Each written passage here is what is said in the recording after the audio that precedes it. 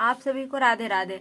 आज हम लोग फिजिक्स का टॉपिक प्रकाश तरंग एवं मानव नेत्र का पार्ट 3 वीडियो करेंगे। आज का पहला सवाल होगा 91 नंबर। कहता है जब एक वस्तु को उत्तल लेंस की 2f स्थिति पर रखा जाता है तो छवि का आकार क्या होगा। आंसर हो जाएगा ऑप्शन ए, पूर्वतः ही रहेगा, क्योंकि कहाँ पे रखा गया है, उत्तल लेंस के 2f स्थिति पर, यानी वक्रता केंद्र पर रखा गया है। तो प्रतिबिंब कैसा बनेगा, पूर्वतः ही रह जाएगा। अगला सवाल है 92 नंबर। कहता है एक उत्तल लेंस की फोकस दूरी कितना है, 2.5 मीटर है। इसकी क्षमता ज्ञात कीजिए। आंसर हो जाएगा ऑप्शन बी, 0.4 डायोप्टर। अच्छा, क्षमता बराबर फॉर्मूला क्या होता है, P बराबर 1/f। तो f का मान दिया हुआ है, फोकस दूरी दिया हुआ है और P निकालना है।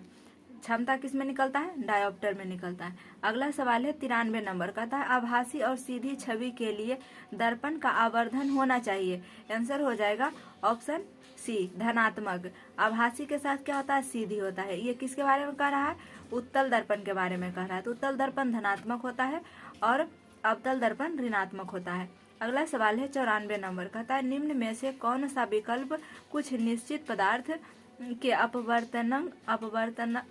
अपवर्तक सूचकांक के सही आरोही क्रम को दर्शाता है, बाएं से दाएं में। आंसर हो जाएगा ऑप्शन डी, बर्फ, किरोसिन, बेंजीन, सेंधा नमक। अगला सवाल है 95 नंबर। कहता है जल का अपवर्तनांक 4/3 है तो जल में प्रकाश की गति क्या होगी। जल में प्रकाश की गति क्या होगी, 2.25 × 10⁸ मीटर प्रति सेकंड। अच्छा, कांच में प्रकाश की गति क्या होता है, 2 × 10⁸ मीटर प्रति सेकंड। और निर्वात में प्रकाश की गति होता है 3 × 10⁸ मीटर प्रति सेकंड। अगला सवाल है 96 नंबर। कहता है एक वस्तु को 10 सेंटीमीटर की फोकल लंबाई वाले एक उत्तल लेंस के मुख्य अक्ष पर रखा जाता है। यदि लेंस से वस्तु की दूरी 30 सेंटीमीटर है तो प्रतिबिंब कितनी दूरी पर बनेगा। आंसर हो जाएगा ऑप्शन बी, 15 सेंटीमीटर। इसका सूत्र होगा, लेंस का फॉर्मूला क्या होता है, 1/f बराबर 1/v माइनस 1/u। v का मतलब हो गया फोकस दूरी, और ये f का मतलब हो गया फोकस दूरी, और v का मतलब हो गया प्रतिबिंब की दूरी, और u का मतलब हो गया वस्तु यानी ऑब्जेक्ट की दूरी, दर्पण से ऑब्जेक्ट की दूरी। तो क्वेश्चन में f का मान दिया हुआ है 10 सेंटीमीटर, u का मान दिया हुआ है 3 सेंटीमीटर और v का मान पूछ रहा है। आप इसका मान पुट करिएगा तो आंसर आ जाएगा ऑप्शन बी, 15 सेंटीमीटर।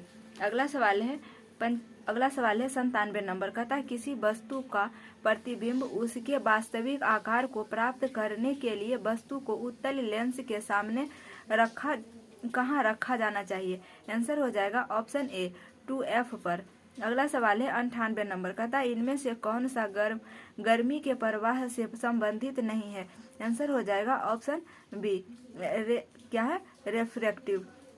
अगला सवाल है 99 नंबर। कहता है जब प्रकाश एक सघन माध्यम से विरल माध्यम में प्रवेश करता है तो इसकी गति पर क्या प्रभाव पड़ता है। आंसर हो जाएगा ऑप्शन ए, घटती है। जब प्रकाश सघन से विरल में जाती है तो इसकी गति क्या होता है, बढ़ जाती है। लेकिन अगर यह विरल से सघन में जाएगा तो इसकी गति घट जाएगी। हमारा आंसर हो जाएगा ऑप्शन ए। अगला सवाल है 100 नंबर। कहता है जब प्रकाश की किरण एक सघन माध्यम से विरल माध्यम में विचलित करती है तो किसकी ओर झुकती है। आंसर हो जाएगा ऑप्शन डी, अभिलंब से दूर तीव्र गति से। अगला सवाल है 101 नंबर। कहता है प्रकाशिक तंतु किस सिद्धांत पर कार्य करता है। आंसर हो जाएगा ऑप्शन बी, पूर्ण आंतरिक परावर्तन पर। अच्छा, ऑप्शन सी में लिखा है प्रकीर्णन। प्रकीर्णन के कारण क्या होता है, आकाश नीला दिखाई देता है। और ऑप्शन डी में है अपवर्तन। अपवर्तन के कारण आकाश में तारे टिमटिमाते हुए दिखाई देते हैं। सूर्य वास्तविक समय से 2 मिनट पहले उगा हुआ प्रतीत होता है और डूबने के बाद भी 2 मिनट तक दिखाई देता है, अपवर्तन के कारण। अपवर्तन के कारण ही पानी में सिक्का उठा हुआ दिखाई देता है, मछली समुद्र में उठा हुआ दिखाई देता है, और जो ये ग्लास में अगर छड़ी रखेंगे, पानी में छड़ी रखने पर तिरछा दिखाई देता है, अपवर्तन के कारण ही। अगला सवाल है 102 नंबर, कहता है रूढ़ प्रतीकों के साथ लेंस फार्मूला क्या है। लेंस फार्मूला क्या होता है, 1/v माइनस 1/u बराबर 1/f।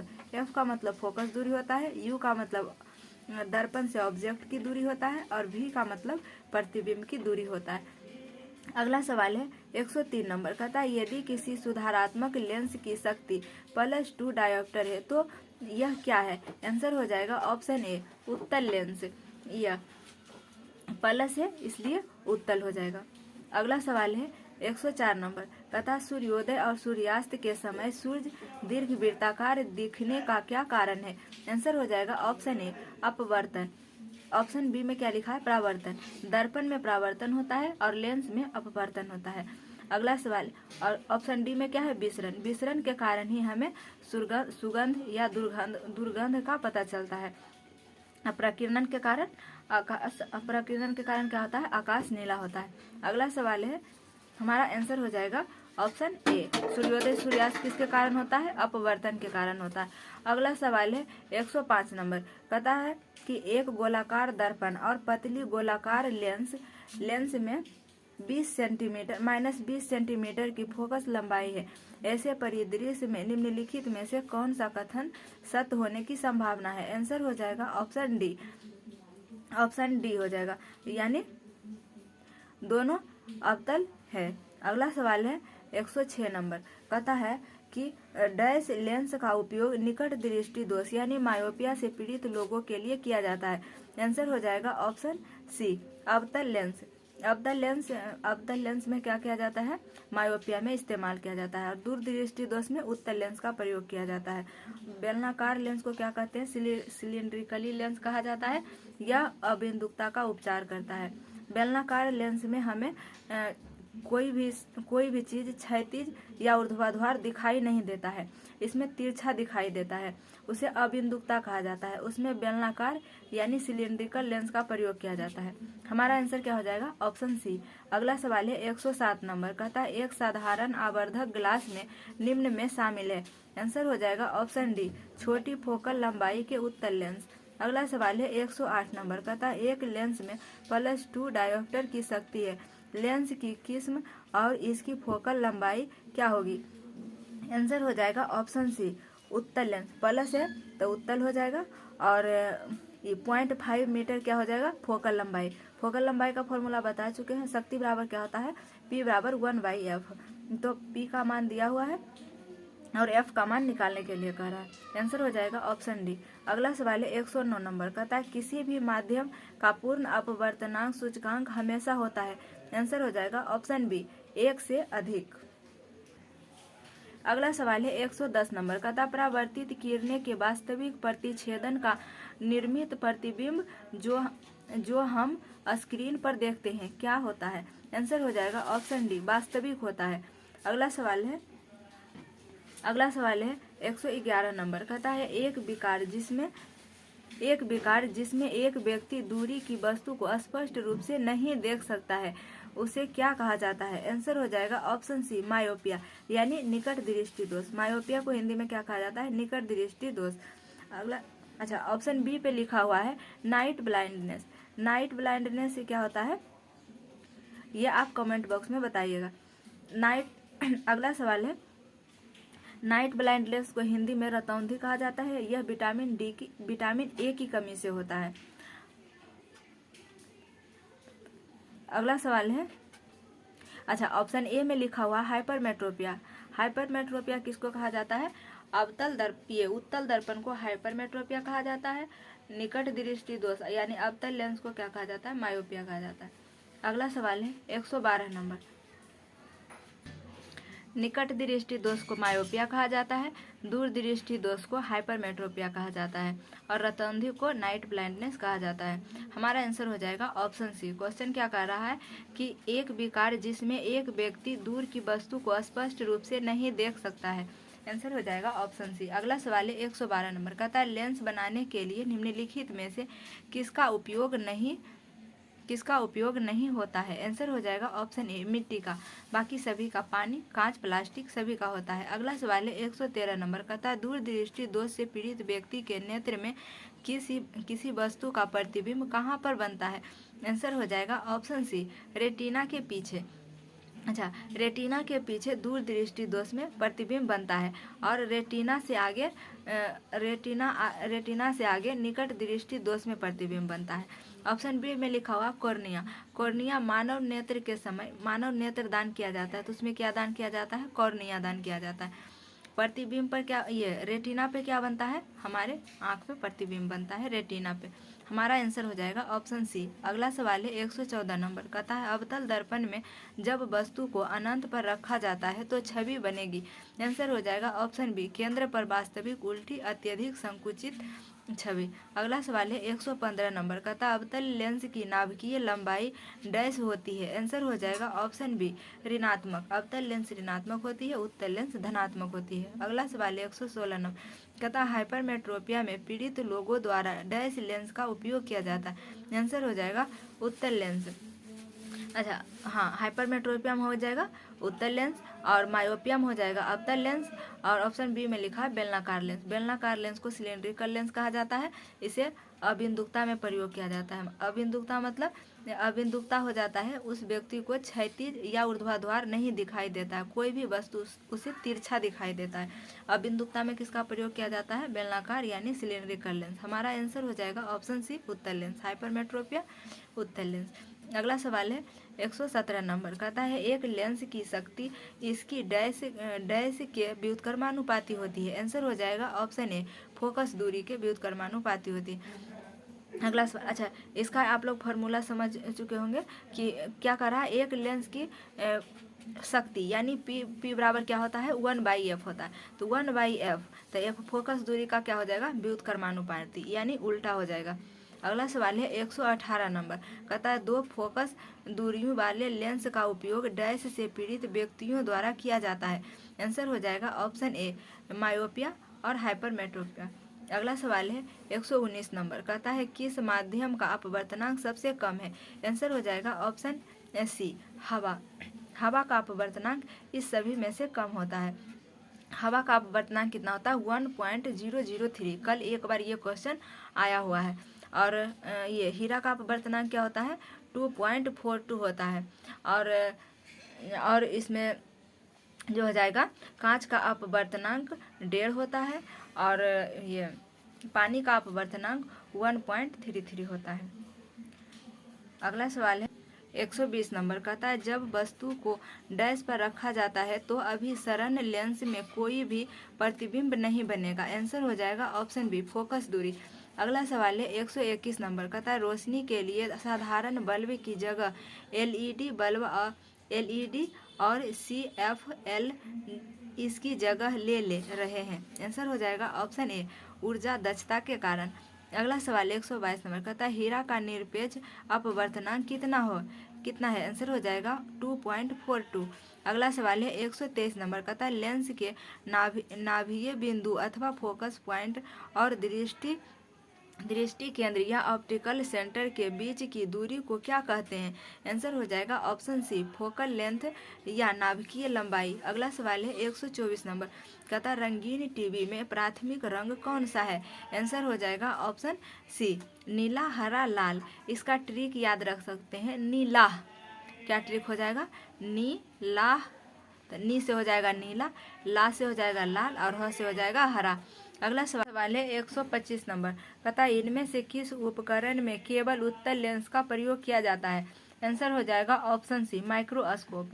अच्छा कार के हेडलाइट में क्या चीज का प्रयोग किया जाता है? अवतल लेंस का प्रयोग किया जाता है। अगला सवाल है 126 नंबर कहता किसी गोलाकार दर्पण की परावर्तक सतह के व्यास को क्या कहा जाता है? आंसर हो जाएगा ऑप्शन ए छेद। छेद को इंग्लिश में अपर्चर कहते हैं, छेद या द्वारक, इसे इंग्लिश में क्या कहते हैं? अपर्चर। अगला सवाल है 127 नंबर कहता आकाश नीला क्यों दिखाई देता है? आंसर हो जाएगा ऑप्शन सी श्वेत प्रकाश में नीले रंग का तरंग दैर्ध्य अपेक्षाकृत निम्न होती है और यह हवा के अणुओं द्वारा सर्वाधिक प्रकीर्णित होती है। होता है। अगला सवाल है 128 नंबर कहता है एक उत्तल लेंस की फोकल लंबाई 25 सेंटीमीटर है, तो इसकी क्षमता शक्ति आवेश की गणना करें। आंसर हो जाएगा ऑप्शन 4D। डी का मतलब डायोप्टर होता है। शक्ति बराबर क्या होता है, इसका फॉर्मूला होता है P बराबर 1/f। f का मान दिया हुआ है 25 सेंटीमीटर, आपको P निकालना है। अगला सवाल है 129 नंबर कहता है निम्नलिखित में से किस विकल्प का माध्यम दृष्टिगत रूप से कम सघन होता है। आंसर हो जाएगा ऑप्शन ए हवा। अगला सवाल है 130 नंबर कहता है कि थिएटर में 3D फिल्में देखते समय हमें विशेष चश्मे पहनने होते हैं क्योंकि 3D फिल्में विशेष रंग इस्तेमाल करती है जो मानव आँखों द्वारा महसूस नहीं किए जा सकते हैं। अगला सवाल है 131 नंबर कहता है अभिसरण का बिंदु या वह बिंदु जिससे लेंस में किनारे उत्पन्न प्रतीत होती है उसे क्या कहते हैं। आंसर हो जाएगा ऑप्शन डी फोकस कहते हैं। अगला सवाल है 132 नंबर कहता प्राथमिक रंग नहीं है। आंसर हो जाएगा ऑप्शन डी काला प्राथमिक रंग नहीं है, बाकी नीला लाल हरा प्राथमिक रंग है। इसका ट्रिक क्या हो जाएगा नीला। अगला सवाल है प्राथमिक रंग का ट्रिक होता है नीला। नी से हो जाएगा नीला, ह से हो जाएगा हरा, ल से हो जाएगा लाल। अगला सवाल है 133 नंबर कहता है दूरदृष्टि दोष वाली आंखें में। आंसर हो जाएगा ऑप्शन डी रेटिना के पीछे प्रकाश किरणें अभिसरित होती है। अगला सवाल है 134 नंबर कहता है जल की बूंदों से डैश होकर इंद्रधनुष बनता है। आंसर हो जाएगा ऑप्शन सी प्रकाश का प्रतिबिंब एवं अपवर्तन। अगला सवाल है 135 नंबर कहता है वायुमंडल में प्रवेश के विसरण का कारण है। आंसर हो जाएगा ऑप्शन बी धूलकण। अच्छा, ऑप्शन सी पे लिखा हुआ हीलियम। जब समुद्र गोताखोर में जाते हैं तो वो क्या लेकर जाते हैं, ऑक्सीजन के साथ हीलियम गैस को लेकर जाते हैं। अच्छा, वायुमंडल में कार्बन डाइऑक्साइड की मात्रा कितना है 0.003%।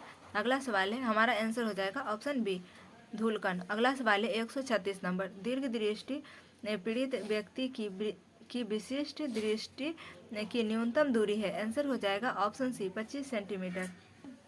अगला सवाल है 137 नंबर कहता श्वेत प्रकाश के निम्न में से किस रंग का तरंगदैर्घ्य उच्चतम होती है। आंसर हो जाएगा ऑप्शन सी लाल रंग का तरंगदैर्घ्य सबसे ज़्यादा होता है और बैगनी रंग का तरंगदैर्घ्य सबसे कम होता है। सबसे अधिक विचलन होता है बैगनी रंग का और सबसे कम विचलन होता है लाल रंग का। श्वेत प्रकाश में कितने रंग होता है 7 रंग होता है। उसका ट्रिक क्या होता है बैजा नीह पीनाला।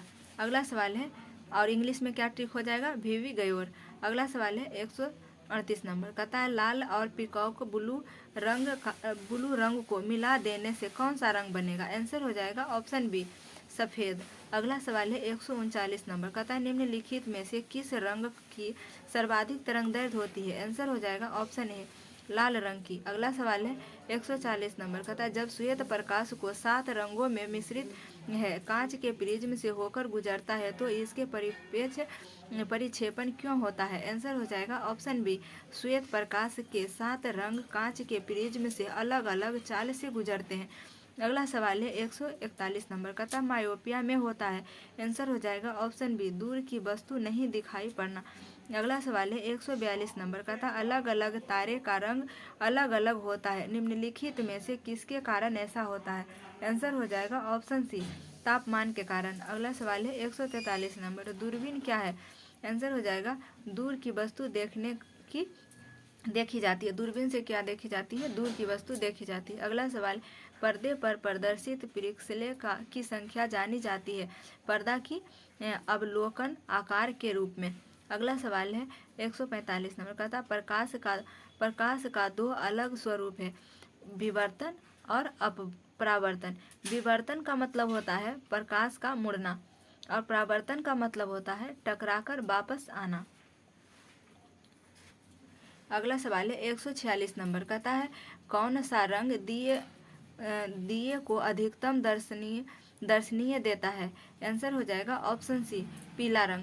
अगला सवाल है 147 नंबर कहता दूर की वस्तुओं को देखने के लिए किस उपकरण का उपयोग किया जाता है। आंसर हो जाएगा ऑप्शन डी दूरबीन का उपयोग किया जाता है। और सूक्ष्म ये माइक्रोस्कोप का इस्तेमाल किस में किया जाता है? एकदम सबसे छोटी वस्तुओं को देखने के लिए माइक्रोस्कोप से देखा जाता है। जो खुली आंख से दिखाई नहीं देता है उसे देखने के लिए माइक्रोस्कोप का प्रयोग किया जाता है। अच्छा, ऑप्शन ए में लिखा हुआ है पेरिस्कोप।